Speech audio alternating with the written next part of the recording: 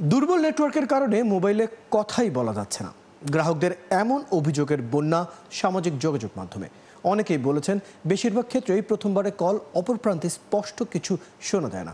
বাধ্য হয়ে দ্বিতীয়বার কল অথবা হোয়াটসঅ্যাপের মতো প্ল্যাটফর্মগুলো বেছে নিতে হচ্ছে। কল ড্রপে প্রচুর, তবে ঢালাও অভিযোগ মানতে নারাজ মোবাইল অপারেটররা। বলছে নেটওয়ার্ক সক্ষমতা ভালো, তবে উঁচু দালান বাড়ায় সিগন্যালের বাধা তৈরি হচ্ছে। এই যুক্তিকে আমলে না নিয়ে গ্রাহক ভোগান্তি কমানো বিটিআরসি দায় বলছে টেলিকম বিশ্লেষকরা। বাধ্য হয়ে দ্বিতীয় কল দিতে হচ্ছে। ওদিকে লোডশেডিং হলেই মোবাইলে থাকে না নেটওয়ার্ক। গ্রাহকদের এমন তিক্ত অভিজ্ঞতা এখন ফেসবুক স্ক্রল করলেই দেখা যাচ্ছে। কালার এক্সপার্ট, জর্জ স্যাপ এবং মাইল্ড অন হ্যান্ডস টেকনোলজি সমৃদ্ধ অরিক্স ক্রিস্টাল ওয়াশ আপনার লন্ড্রি এক্সপার্ট। অনেকেই জানান মোবাইলে সিম দিয়ে কথা বলাই ছেড়ে দিয়েছেন। এখন মেসেঞ্জার, টেলিগ্রাম, হোয়াটসঅ্যাপ কিংবা ইমো ব্যবহার করছেন। গ্রাহকদের এমন সব অভিযোগ নিয়ে দেশের শীর্ষ 2 অপারেটরের সাথে কথা বলে ৭১। তাদের দাবি, দেশে কল ড্রপ এখনও নির্ধারিত আন্তর্জাতিক পরিসীমার চেয়েও যথেষ্ট কম। তবে কংক্রিটের দালান, দুর্বল হ্যান্ডসেট সহ নানা জটিলতায় গ্রাহকদের অভিজ্ঞতা খারাপ হচ্ছে। আমি যদি ঢাকার একটা এক্সাম্পল দিই, আজকে আমার পাশে একটা ছোট বিল্ডিং ছিল, কালকে সেটা 4তলা বিল্ডিং 10তলা হয়ে গেল। এর আশেপাশে কিন্তু ওই 10তলা বিল্ডিং হয়ে যাওয়ার জন্য কিছু ইম্প্যাক্ট হবে। তার মানে আমাদেরকে সেটা অ্যাড্রেস করতে হবে।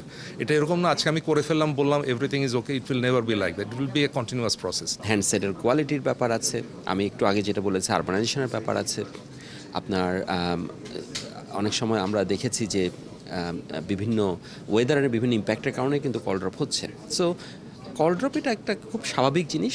আইটিইউ রেগুলেশনস অনুযায়ী আপনার 2%-এর নিচে যদি কল ড্রপ থাকে, দ্যাট ইজ অ্যাকসেপ্টেবল। মোবাইল অপারেটরদের মতে দেয়াল বা ভবনের বাধা ছাড়াও বিভিন্ন এলাকায় অবৈধভাবে বসানো জ্যামার বড় বাধা।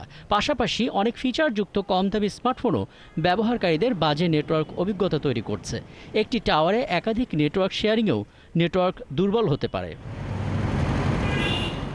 তবে দুর্বল নেটওয়ার্কের মতন অপারেটরদের যুক্তিগুলো দুর্বল মনে করেন এই টেলিকম খাত বিশ্লেষক।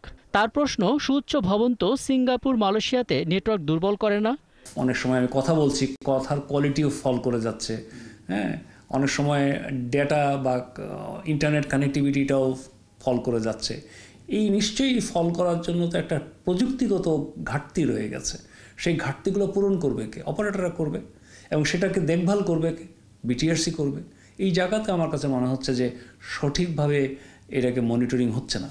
সবকিছুর উপরে গ্রাহক সেবার মান বাড়াতে বিটিআরসিকে নজরদারি বাড়ানোর তাগিদ দিলেন তিনি। রাকিব হাসান, ৭১, ঢাকা।